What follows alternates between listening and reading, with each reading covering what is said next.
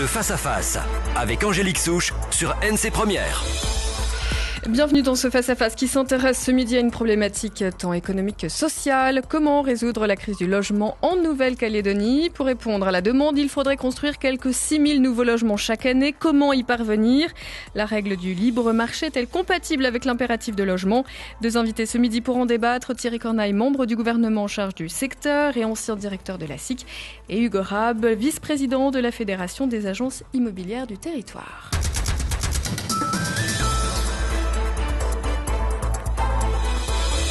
Messieurs, bonjour. Bonjour. Bonjour. Alors, un besoin identifié, je le disais, d'environ 6000 logements par an. C'est une famille de l'agglomération sur 8 qui est en attente d'un logement social. Ce sont les chiffres. Comment expliquer aujourd'hui cette situation, Thierry Corneille? C'est une problématique que nous connaissons bien et qui ne fait que perdurer malheureusement en Nouvelle-Calédonie. On peut l'expliquer d'une part par l'augmentation démographique de la population. Nous pouvons l'expliquer également par les flux migratoires, tant internes qu'externes. Et on le sait, comme dans tous les pays du monde, cette problématique est particulièrement accentuée dans l'agglomération qui attire bien entendu les populations. Et c'est, j'allais dire, c'est pas une situation calédonienne. On voit ça dans tous les pays du monde où la capitale et ses environs attirent la population parce qu'il y a des services de proximité, des services de santé, des services administratifs, les services d'éducation.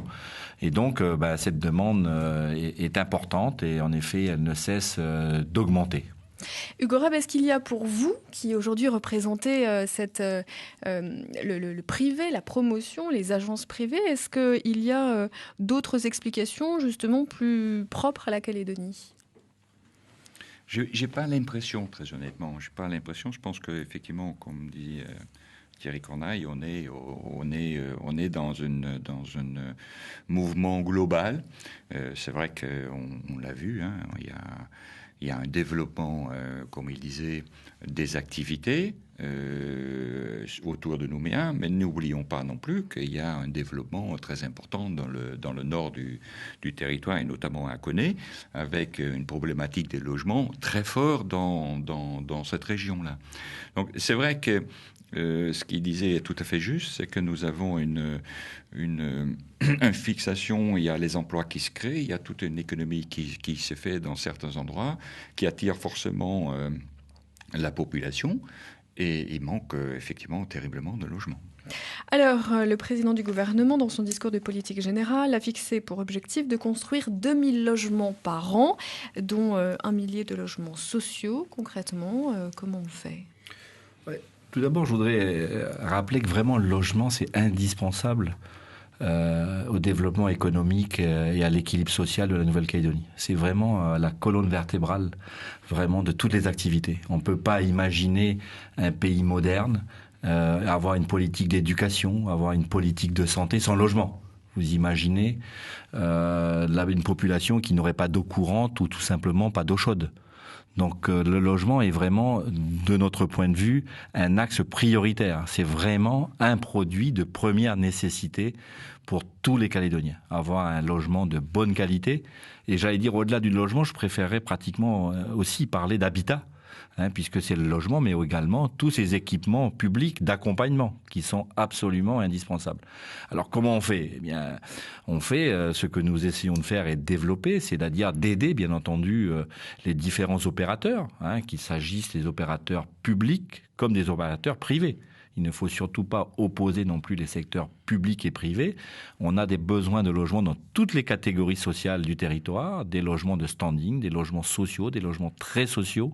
Alors, les chiffres, c'est quand même que la demande est très tendue, très soutenue sur le logement intermédiaire et sur le logement social. Oui, mais M. Rabe pourra bien sûr compléter, mais il faut aussi rappeler que la Nouvelle-Calédonie, c'est un tout petit marché. Monsieur Rabe parlait notamment de la province Nord. Il y a eu une pénurie de logements très importante. On voit aujourd'hui déjà un marché qui se tend. On voit notamment les loyers commencer un petit peu à se stabiliser, voire même à baisser dans la région de VKP. Donc on est dans des tout petits marchés. Je rappelle également que les exigences en matière de logement et de qualité de logement ont beaucoup évolué en Nouvelle-Calédonie. Et c'est normal, c'est bien sûr avec le développement du territoire. Et les chiffres, naturellement, il faut aussi toujours les relativiser. Il y a certes en province sud 8000 demandeurs de logement qui sont recensés au guichet unique de la maison de l'habitat. Mais sur ces 8000, vous en avez 30% qui sont déjà logés, mais qui veulent simplement changer de logement parce qu'ils ont changé de travail, parce qu'ils trouvent que c'est trop bruyant, trop cher, moins bien placé. Vous en avez également 30% qui en fait sont déjà logés mais qui veulent devenir propriétaires. Alors que je rappelle que le taux de propriété en Nouvelle-Calédonie est élevé puisque sur l'ensemble du territoire, il est de 70%, et que sur l'agglomération, il est de 50%. Et puis, vous avez en effet le stock dur, j'allais dire celui-là, qui est inacceptable de 40%, c'est-à-dire plus de 3000 familles qui n'ont pas de logement décent et qui, comme vous le savez, sont soit dans un habitat précaire, qu'on appelle ici les squats, soit, c'est un gros handicap dont on parle pas souvent, en suroccupation dans les logements actuels, où on retrouve 2-3 familles dans le même logement, quelquefois 10 ou 15 personnes dans un logement qui est prévu pour en accueillir 3 ou 4. Et donc, ce qui pose de nombreuses difficultés, bien sûr, de gestion locative, de proximité, d'incivilité dans le quartier. Donc, comment on fait ? Il faut multiplier ces actions. On a différents leviers, d'aide à la pierre ou d'aide à la personne. Alors, l'aide à la pierre, c'est des crédits de l'État. Je rappelle que l'État est le premier contributeur financier pour le logement social. Ça, ce sont des dispositifs qui existent. C'est la défiscalisation, c'est l'aide, c'est le prêt à taux zéro, c'est l'aide à l'acquisition. Si on regarde les dernières années, on a construit, par exemple en logement social, 300, 400 logements sociaux comme ça. Comment on fait pour changer de braquet à ce point-là ? Alors, c'était aussi, et bien entendu, le logement, il faut qu'il y ait un portage politique qui soit très fort. Et que si ces dernières années, on a baissé le nombre de logements livrés, en particulier dans l'agglomération de Nouméa, parce que ça résultait d'une commande politique. Je rappelle qu'il y a encore quelques années auparavant, il y a 5 ou 6 ans ou 7 ans, nous sommes arrivés aux objectifs qui étaient fixés, à construire 1000 logements sociaux par an. Donc, bien entendu, il faut qu'il y ait une volonté.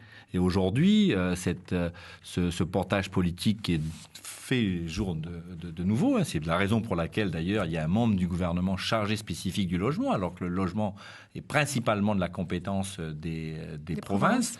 Et puis, je rappelle, il y a aussi cette réticence avec l'augmentation de la densité de la population, réticence des Calédoniens eux-mêmes. Qu'il s'agisse d'ailleurs de logements privés ou de logements publics sociaux, on voit de nombreux recours contre des permis de construire, contre des constructions elles-mêmes, parce que il y a un seuil où les Calédoniens aimeraient bien vivre dans des conditions telles qu'ils connaissaient il y a 20 ans, 30 ans, 40 ans ou 50 ans. Donc tous ces facteurs font qu'il y a eu une baisse de la production de logements et que nous souhaitons, et surtout avoir un discours bien sûr positif sur le logement social en particulier. Je voudrais quand même dire ici et rappeler que le logement social, c'est un logement comme les autres, c'est pas un sous-logement, c'est exactement le même logement.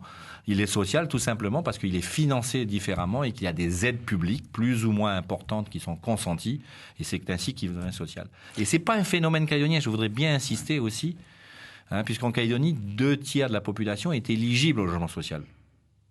C'est le cas, et M.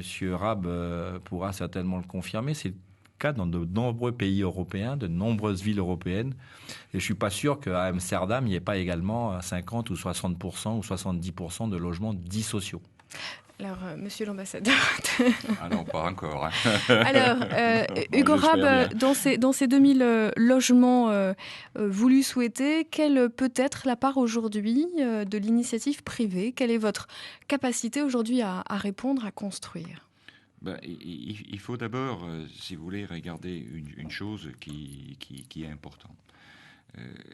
Construire, c'est pas compliqué en soi. Ça les devient quand même compliqué parce qu'il y a des tas de réglementations où il faut pallier, mais c'est pas ça le cœur du problème. Le cœur du problème pour des logements privés, parce que j'ai un peu l'impression quand même qu'on s'axe surtout sur l'acquisition, et M. Corneille a eu raison, c'est qu'il y a un volet qu'on oublie un peu, c'est le volet location. Et quand on parle de la location, on parle d'un marché. Et quand on parle d'un marché, on parle d'une rentabilité.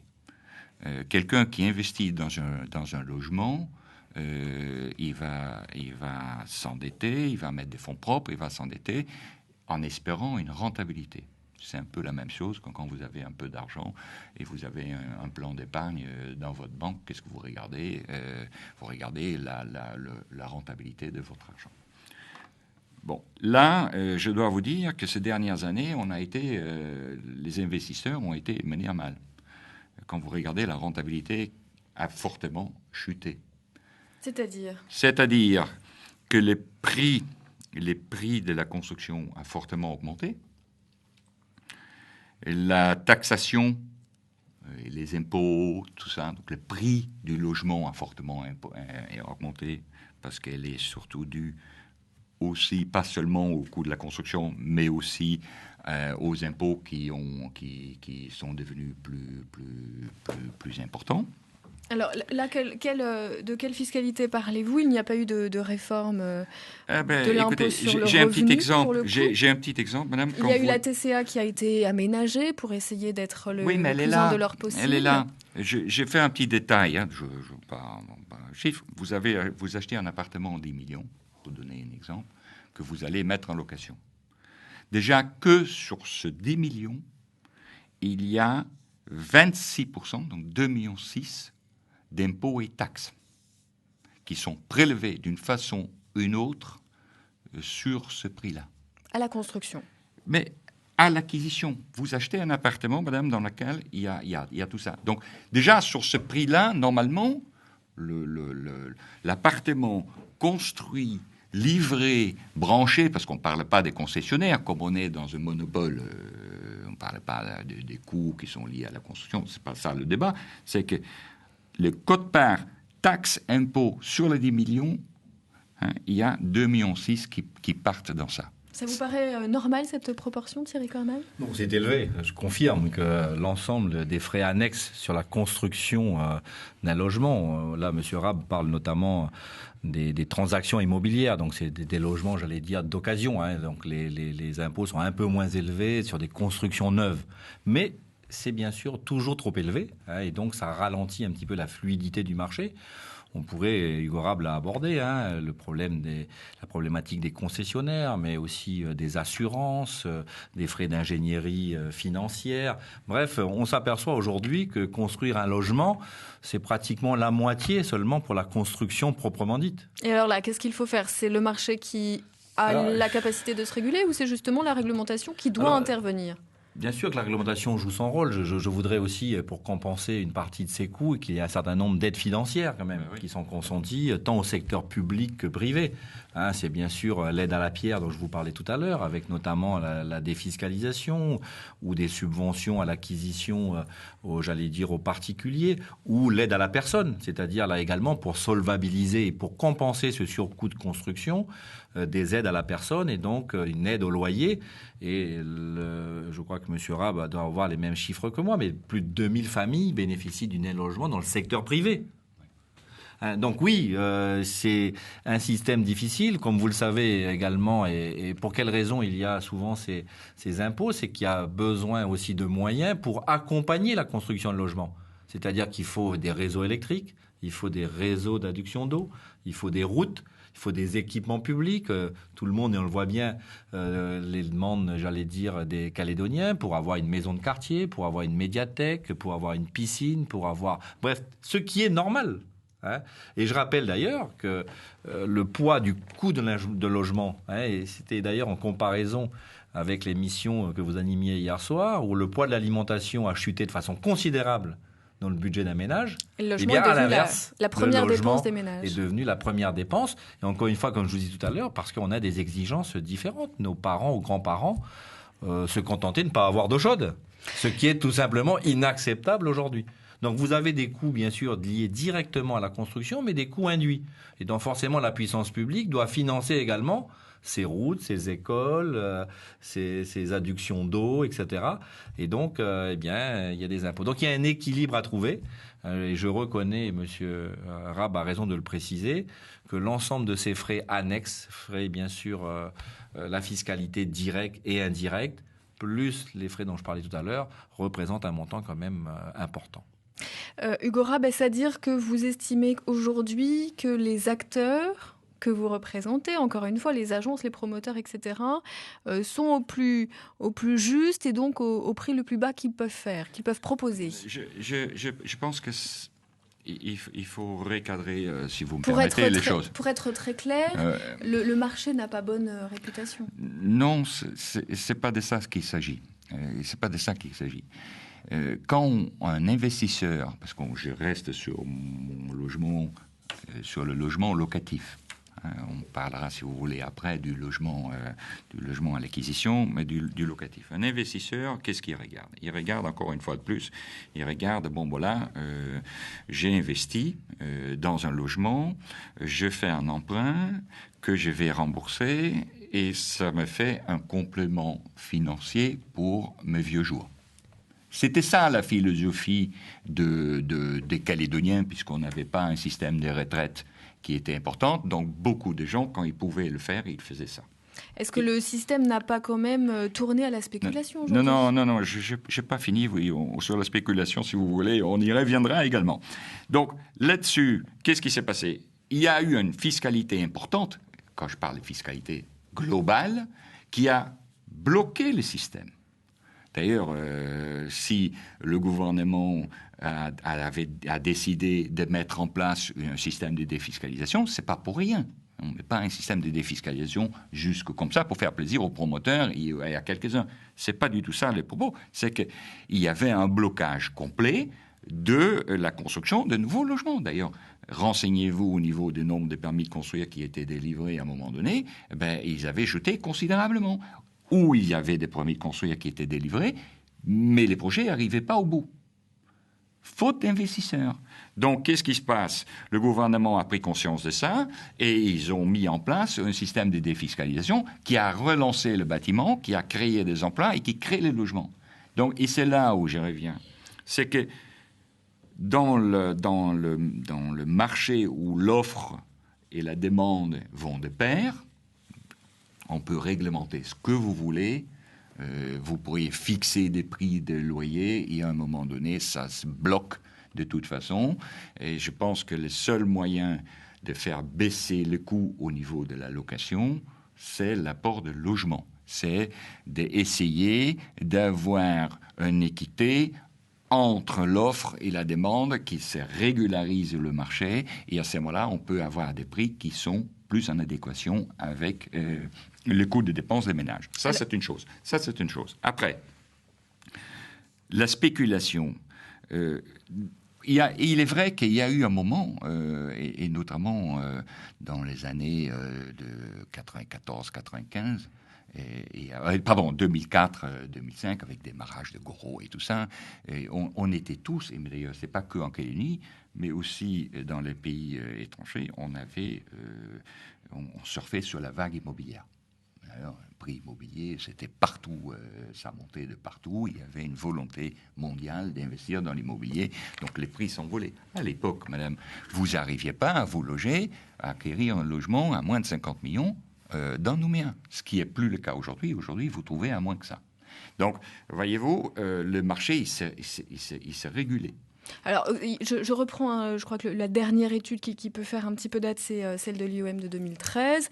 L'observation principale, c'est quand même que, oui, une certaine population arrive aujourd'hui à se loger avec un peu plus de facilité, mais il y a toujours cette population intermédiaire qui est entre 350 à 500 000 francs par mois, qui a un accès au crédit difficile et qui, elle, est condamnée au locatif, et au locatif un petit peu en dessous peut-être de ses besoins à cause du marché. Condamné, c'est peut-être un mot fort. Mais il est vrai, et vous avez raison de le souligner, c'est que ceux qui ont de l'argent, ils se logeront toujours.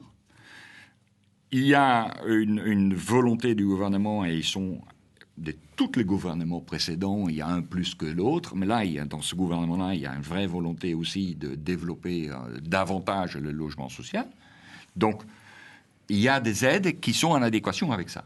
Il est vrai que quand vous tombez un peu entre le quai et le bateau, vous êtes dans cette catégorie-là des gens qui ont un revenu et qui n'ont pas le droit de bénéficier des aides du gouvernement et que de l'autre côté. C'est vrai que là, il y a un vrai problème. Et je pense que ce système de la défiscalisation qui a été mis en place, elle permet quand même de donner une possibilité à tous ceux de louer. Parce que louer, c'est pas forcément tard. Ça peut être un choix de quelqu'un de louer. Et M. Cohen, il a souligné tout à l'heure, c'est qu'on a quand même un taux de propriété des gens, des familles qui possèdent leur logement extrêmement élevé. Beaucoup plus élevé que dans un certain nombre de pays européens. Plus élevé, par exemple, qu'en métropole. Il faut souligner aussi que, a priori, les prix sont 39% supérieurs aussi. C'est complexe. Il y a plusieurs choses dans ce que je vais dire. Donc, vous avez parlé d'être condamné au locatif. Je réfute vraiment cette propos. C'est pas une condamnation quand on est locataire. Et quelquefois, c'est même plutôt une chance. Parce que quand on est ou un choix et quand on est propriétaire, ça génère beaucoup de frais annexes. Parce que ça s'entretient un logement, ça se dégrade rapidement. Et je rappelle également que souvent on devient propriétaire bien un peu plus loin de son lieu de travail, ce qui génère des dépenses supplémentaires, notamment en frais de déplacement. Et on le voit bien avec le développement de la propriété dans les communes périphériques de Nouméa. Et puis finalement, l'économie, entre guillemets, qui est engendrée par cette accession à la propriété est complètement utilisée, mangée par les frais de déplacement de plusieurs dizaines de milliers de francs. Donc, le locataire, c'est pas une condamnation. Je rappelle que dans un certain nombre de pays modernes, développés, je vais en prendre deux, la Suisse et l'Allemagne, par exemple, où les locataires représentent seulement 20% de la population. Les propriétaires, vous voulez dire ? Les propriétaires, excusez-moi. 20% de propriétaires, seulement 80% de locataires. En Europe du Nord, beaucoup de locataires. Et au contraire, c'est quelque chose... on imagine mal, Thierry Corneille, que cette réalité puisse exister au prix des loyers calédoniens. Non, parce que il y a plusieurs marchés. Vous ne pouvez pas parler d'un seul marché de l'immobilier. Je prends par exemple le secteur social qui représente 40 ou 50% de l'offre de logement. Voire même un peu plus. Le prix d'un logement social ici en Nouvelle-Calédonie, il est équivalent à celui de la métropole, voire moins élevé. Vous avez sur le marché ici des logements F3 ou F4 qui, compte tenu des aides qui sont accordées, sont à 50 ou 60 000 francs CFP par mois. Vous n'avez pas ça en métropole, y compris dans une ville de province. Donc oui, le marché, il y a plusieurs marchés. Vous avez des loyers, bien sûr, à 300 000 francs ou à 400 000 francs, mais vous en avez à 50 000. La difficulté, c'est en effet cette offre, c'est toujours très délicat. Il y a peu de pays le réussissent, où vous avez un équilibre parfait entre l'offre et la demande. Forcément, et si vous avez une suroffre, vous avez des logements vides et c'est absolument catastrophique pour le propriétaire privé comme pour le propriétaire public. Et si vous avez un déficit de l'offre, en effet, les loyers se tendent. Et en effet, il y a plusieurs marchés, en fonction de la localisation, bien sûr, en fonction de la commune. Je vous le disais tout à l'heure, sur la zone VKP, où les loyers ont flambé il y a quelques années, reviennent à des niveaux beaucoup plus raisonnables aujourd'hui. Et je suis persuadé qu'ils continueront à se stabiliser, voire à baisser.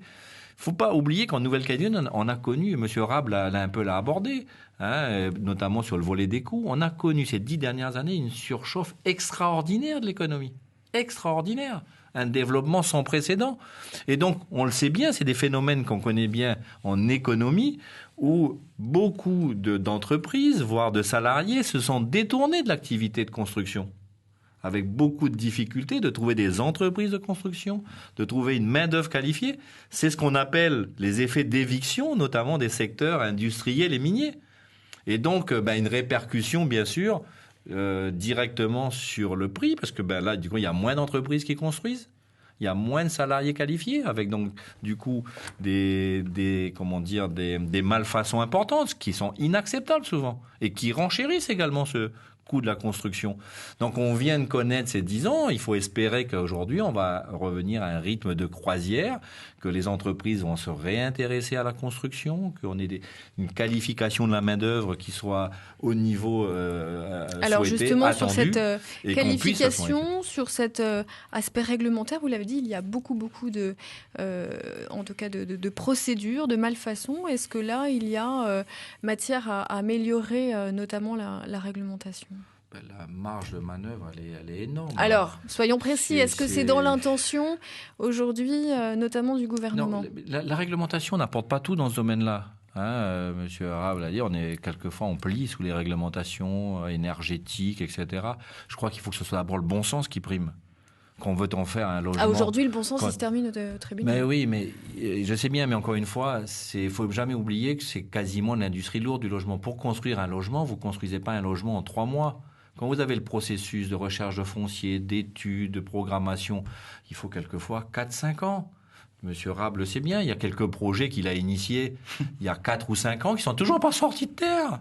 Alors justement, les 2000 logements que l'on attend par an, Hugo Rab, où est-ce qu'on peut les construire aujourd'hui ? Parce que les chiffres sur le papier, voilà, qu'est-ce que ça donne dans la réalité de l'espace, notamment du Grand Nouméa ? Il ne faut pas se limiter que sur le Grand Nouméa, parce que le Grand Nouméa, c'est une chose. Moi, j'attire votre attention sur Nouméa. Sur Nouméa, par exemple, même, et notamment sur le centre-ville. On peut encore construire en centre-ville ? Madame, il y a plein de terrains. C'est le centre-ville. Il y a pléthore de terrains. Il y a pléthore de terrains. En plus, on a le centre-ville, il se meurt de quoi ? Il se meurt aussi de vieux bâtiments qui n'ont pas été entretenus, pour lesquels les propriétaires n'ont pas été stimulés pour rénover, pour revoir tout ça. Et regardez, vous baladez-vous, il y a tout le quai Jules Ferry, il y a le carré Roland, il y a la rue d'Alma, il y a plein de projets, mais vous ne pouvez pas imaginer la difficulté que nous avons, acteurs dans le secteur privé, pour aboutir à un projet. Quels sont les freins ? On a parlé de l'aspect fiscalité, etc. Aujourd'hui, c'est d'ailleurs une constante des acteurs économiques qui se plaignent de la lourdeur administrative. Quelle est la vôtre ? Alors, il y a une première qui est déjà le coût du foncier. Alors là, vous savez, le coût du foncier, elle doit être définie en fonction de ce qu'on peut faire dessus.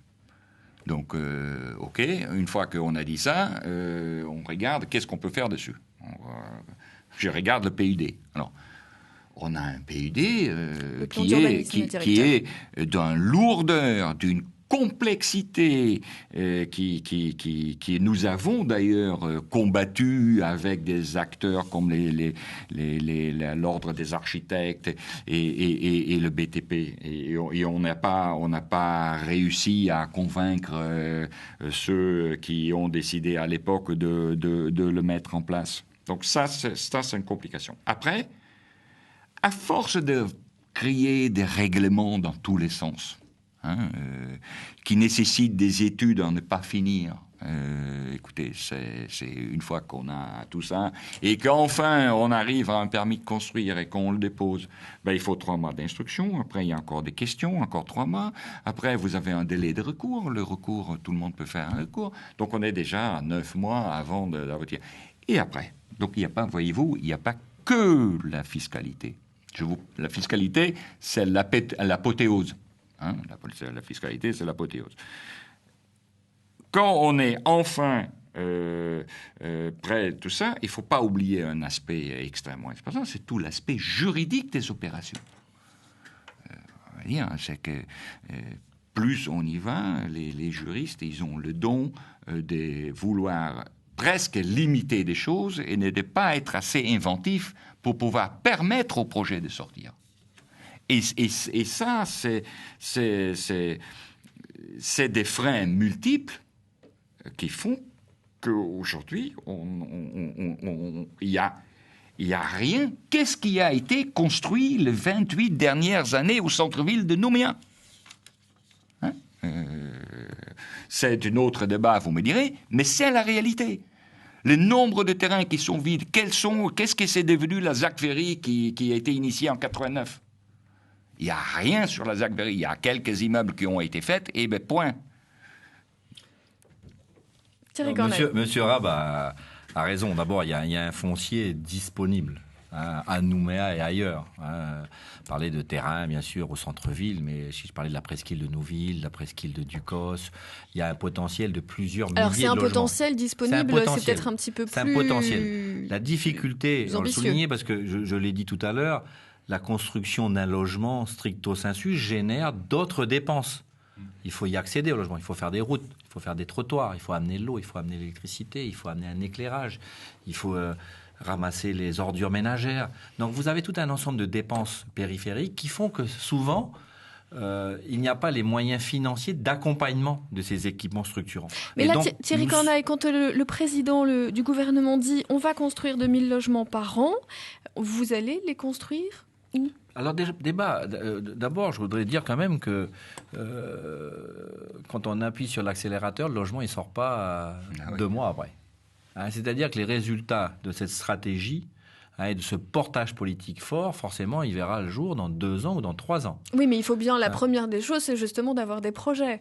Donc il y a des projets. Alors d'abord, chez les bailleurs publics, je peux vous dire que le stock de logements en construction, qui ont fait l'objet d'études qui vont démarrer, est beaucoup plus important.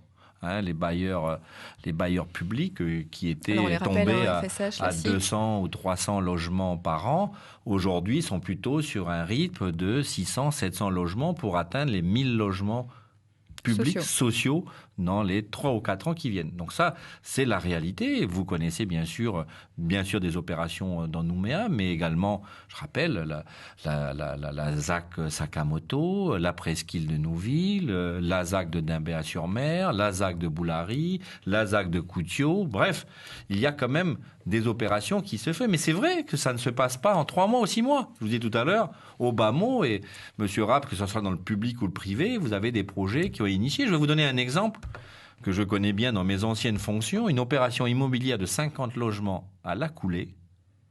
On a mis 10 ans. Pour la SIC. Voilà. Parce qu'en effet, des résistances, des riverains, les difficultés techniques des entreprises, justement l'offre insuffisante des entreprises, des techniciens insuffisants. Donc c'est pour vous dire toute la difficulté de ce secteur. Mais je crois qu'aujourd'hui, on a tous les atouts, j'allais dire, pour relancer cette machine, pour pouvoir, bien sûr, de nouveau construire. Et il ne faut pas opposer ni le secteur privé au public, il ne faut pas opposer le locatif à la propriété, il ne faut pas opposer le logement de standing au logement social. On a besoin de tout. La Calédonie est d'une richesse extraordinaire. C'est 300 000 habitants sur 20 000 km². En effet, souvent, le foncier est avancé comme un frein. Ce n'est pas la disponibilité du foncier, c'est de rendre ce foncier constructible, alors qui est difficile et qui est coûteux. Et une des raisons, Monsieur Rapp le sait très bien également, c'est justement l'insuffisance des ressources financières des communes en particulier. Alors, ça, c'est un vrai sujet. Le plan d'urbanisme directeur de Nouméa est-il voué à être modifié ? Mais oui, un plan d'urbanisme directeur, il doit être modifié. Il a été il n'y a pas longtemps sous la dernière mandature. Il n'a pas été on vient d'ailleurs de réduire les délais de révision. Il y a une délibération qui a été adoptée par le Congrès il y a quelques mois, justement pour permettre notamment à la ville de Nouméa de revoir ce plan d'urbanisme directeur. Bien sûr, c'est des documents vivants qui doivent s'adapter. On connaît toutes les lacunes du plan d'urbanisme directeur actuel, et donc il est absolument indispensable. Et je sais, faudra interroger bien sûr les services compétents de la mairie, la municipalité de Nouméa, mais il est déjà en cours d'instruction pour pouvoir, le moment venu, proposer une modification de ce plan d'urbanisme directeur. Mais encore une fois, ces équipements, pourquoi il y a des réticences souvent des Calédoniens sur le logement ? Parce qu'il y a une insuffisance chronique d'équipements structurants. Il y a une insuffisance chronique. Qui doit les financer ? Est-ce que c'est le constructeur lui-même ? Comme quelquefois on le fait, on vous demande de faire l'accès, le trottoir, etc. Et du coup, ça se retrouve bien sûr dans le coût de la construction, ça se rajoute, donc ça se répercute bien sûr sur les loyers, sur l'accès. C'est bien sûr les collectivités, les institutions qui doivent le faire. Et au premier chef, les communes. Et donc aujourd'hui, elles n'ont pas les moyens. Je voudrais vous signaler, monsieur Rapp, c'est sûr qu'on fait payer par de la fiscalité au moment de la construction. Il y a d'autres modèles. Je ne sais pas si c'est le bon ou pas bon, mais il y a une certaine mutualisation aussi dans la fiscalité. En métropole, dans beaucoup de pays européens, vous avez une taxe d'habitation qui, si elle était instaurée, bien sûr, permettrait peut-être de diminuer un certain nombre de fiscalité sur la construction proprement dite. Donc les communes souffrent bien sûr d'insuffisance. On a bien identifié le problème. Les communes manquent bien sûr de ressources propres suffisantes pour pouvoir justement accompagner le logement, parce que le logement seul n'a pas de sens. Le logement, c'est pour ça que je préfère souvent parler d'habitat. C'est ça également, bien sûr, tout ce qui est nécessaire à la vie de tous les jours pour pouvoir avoir un confort de vie. C'est l'aménagement urbain, c'est faire des parcs de jeux, c'est faire des parcs urbains, c'est faire des routes, c'est faire un éclairage, c'est faire tout ça. Ça coûte de l'argent. Alors, projet annoncé, en tout cas validé dans l'agenda fiscal et social partagé, la création d'une taxe sur la plus-value immobilière de l'ordre de 20%. Elle devait l'être au premier trimestre 2015, elle ne l'est pas encore. Est-ce que c'est toujours d'actualité, Thierry Corneille ? C'est toujours d'actualité. Je rappelle qu'il y a un agenda fiscal, social partagé qui a été signé par les organisations syndicales patronales, les organisations syndicales de salariés, par quasiment tous les groupes politiques. Et donc, actuellement, il y a bien sûr des réunions. Est-ce qu'il faudra la mettre en place ? Je crois qu'il faut être très prudent, en effet, pour ne pas alourdir la fiscalité. Est-ce que c'est le bon impôt ? Est-ce qu'il ne faut pas plutôt inventer ? Donc là aussi, bien sûr, tout le monde a été d'accord pour le faire, puisque tout le monde a signé, y compris les organisations patronales. Mais maintenant, et M. Rab l'a bien démontré, que déjà le poids de la fiscalité directe sur la construction proprement dite est déjà élevé. Quelles seraient, Hugo Rab, les conséquences d'une telle taxe sur les plus-values immobilières ? On le rappelle, c'est sur des transactions qui ne concernent pas la résidence principale. Je voulais juste revenir à ce que disait M. Corneille, c'est que certes, les syndicats et même patronales l'ont signé. Moi, je siège au comité directeur en représentant la FTAI. Je peux vous dire que nous, on s'est opposés en tout cas. Pourquoi on s'est opposés ? Il faut bien voir les choses, puisque je crois me souvenir, et je peux me tromper, mais M. Corneille me reprendra là-dessus, c'est que il me semble que c'était le gouvernement Temmereau ou celle d'après, il y a eu une étude sur la rentabilité de l'impôt. Quelle serait la rentabilité de la fiscalité de la plus-value proprement dit ? Parce qu'il ne suffit pas de mettre un impôt en place, il faut aussi que les services fiscaux et tous les acteurs qu'il y a une vraie auront les moyens pour récolter ces impôts. Et comment les retraiter ? Donc il y a quelle est la rentabilité de ces impôts ? Il n'y a pas que ça, évidemment, c'est qu'il y a aussi l'impact sur l'économie de tout ça. Je disais en préambule, c'est qu'aujourd'hui, déjà que en impôts, sur un logement, il y a 2,6 millions qui partent. Vous achetez un logement neuf, il y a 2,6 millions qui partent dans les impôts. Mais là, on est sur un impôt sur la transaction et sur la plus-value transactionnelle. Madame, la plus-value. Quelqu'un qui investit, il fait tourner l'économie, il donne la possibilité de la création d'un logement. La personne, elle garde son logement, en général, il garde son logement un certain nombre d'années. Il le revend. Moi, je ne vois pas qu'est-ce qu'il y a de mal, si vous voulez, de vendre ça avec un montant supérieur. Et très souvent, ce qui se passe, c'est que ce montant est réutilisé pour réinvestir dans un logement qui, entre-temps, est devenu plus cher. La plus-value, quand vous me parlez de plus-value, que quelqu'un qui achète un terrain ou un logement ou un quelconque bâtiment revend ce bâtiment 1, 2, 3 ans après, on peut parler d'un plus-value et on peut parler de la spéculation.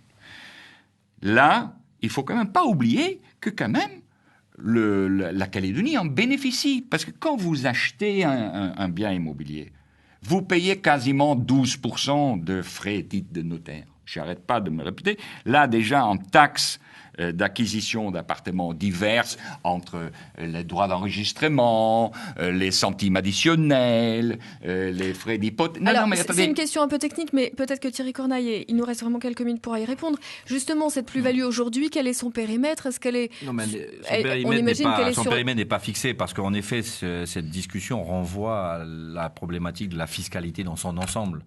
On ne peut pas prendre un petit bout par un petit bout, etc. Forcément, sur le logement, vous avez d'autres impôts, les droits d'enregistrement, la taxe foncière. Est-ce qu'il faut taxer plutôt le patrimoine ou les transactions? On est tous d'accord qu'un marché, il faut qu'il soit fluide, donc il faut faciliter ces transactions. Donc ce pourrait être un choix de remplacement, de réorientation. Sachant que les discussions ne sont pas abouties, il faut bien sûr que les politiques, mais également bien sûr les organisations paritaires, patronat et syndicats de salariés, puissent mettre d'accord et avoir une réflexion approfondie sur l'ensemble de la fiscalité immobilière. Il faut vraiment prendre tous les aspects avant de pouvoir mettre un impôt dont le rendement sera aléatoire, peut-être pas aussi important que celui qu'on aura attendu et qui finalement aurait des effets dévastateurs sur le marché. Donc voilà, je renvoie à une analyse plus approfondie sur la fiscalité de l'ensemble, j'allais dire, du secteur du logement. C'est le travail qui est en cours et qui va se poursuivre en 2016. Une toute dernière question. Et nous, on est prêts à participer, vous le savez. L'appel est entendu. Une toute dernière question, Hugo Rab, avant de se quitter. Un observatoire des prix conduit par l'ISEE et la CCI est en train d'aboutir. En tout cas, les données sont disponibles. Il ne concerne que aujourd'hui le marché de la vente, des acquisitions. Il ne concerne pas les locations, car vraisemblablement les acteurs, donc les agences, n'ont pas voulu donner leurs informations. Pourquoi ? Alors, je pense que je vous remercie de me donner l'occasion de éclaircir ça, parce que je pense que c'est effectivement quelque chose qui n'est pas compris. Quand la CCI nous a abordé, et même l'INSEE nous a abordé pour ça, on a dit pas de problème, on participe. Je vous rappelle que ça fait plus de 15 ans que la FTAI, et avant la Chambre territoriale des agents immobiliers, demandait de pouvoir avoir une base de données déjà au niveau de la transaction, comme ça existe en métropole. Ce que demandent les Calédoniens aussi. Voilà, absolument. Potentiels. Vous voulez savoir le prix d'à peu près d'une maison dans la rue, vous y allez... le prix au mètre carré dans tel quartier aujourd'hui, voilà, non, mais... impossible de l'avoir. On s'est rapproché de la chambre de notaire sur laquelle on a eu un refus catégorique. On a été voir le gouvernement. Ça a été quelque chose d'extrêmement compliqué. Donc, on a dit, OK, si vous mettez ces données-là en place, nous, on mettra les locations en place, notre base de données. Or, à la veille de la signature de cet accord, on s'est aperçu que la CCI avait exclu la possibilité de consultation de la base de données de la transaction, et donc nous, on a bloqué notre base de données. Je veux dire, si nous, en tant qu'agents immobiliers, on ne peut pas accéder à des données qui sont récoltées par les notaires et les services fiscaux, comment voulez-vous que nous, on va participer pour vous donner des bases de données sur les loyers? Tout est là. Merci à tous les deux. Ce face-à-face, c'est terminé. Hugo Rab, Thierry Corneille, merci d'avoir répondu à notre invitation. Ce débat sera rediffusé dimanche à 17h. Vous pouvez aussi retrouver cette émission sur notre site internet www.ncpremière.nc. Bel après-midi à tous.